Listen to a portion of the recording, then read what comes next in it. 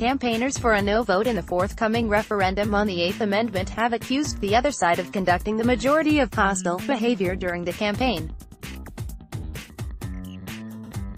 Niamh Ui Bhriain, chair of the Save the Eighth group, accused Yes supporters of sickening and appalling behavior in targeting people who backed retaining the constitutional provision. Yes campaigners have torn down half of the No campaign's posters, she said at a press conference on Tuesday.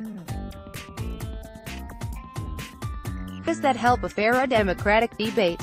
I think in fairness, if you look online, most of the hostility, most of the ill temper seems to come from the Yes campaign. Ms. Ui Bhriain was responding to a question about the increasingly contentious campaign tone on both sides. She said she was aware of one woman whose child had been diagnosed with a life-limiting condition, but who was a supporter of a no vote. The woman had to suspend her Twitter account, Ms. Ui Bhriain said, after receiving extreme hatred and vitriol from Yes campaigners, directed not just at her because she wanted a no vote, but directed at her child. I know from other mothers who have been in this situation that they have received similar abuse from Yes campaigners online, and I think that is sickening and appalling.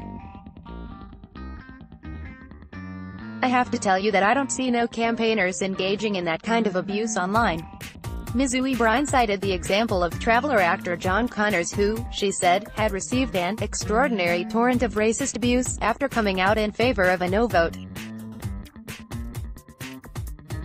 Referring to his Traveller ethnicity, she said those who abused him had identified as Yes voters. Responding to her comments, the Together for Yes campaign said with support continuing to build for its position across the country, the No campaign was focusing on misinformation to distract from the real issue, namely the harm of the Eighth Amendment. At the same time, Together for Yes is continuing its focus on giving a platform and voice to the thousands of women across Ireland whose lives have been affected by the Eighth Amendment, either by forcing them to travel abroad or take an illegal abortion pill at home with no medical support, it said. Ms. Ui Bhriain was speaking during an event organized to highlight the story of Sandra Caulfield, whose daughter Hope Rose was born in September 2017 with Edwards syndrome and died after 9 days.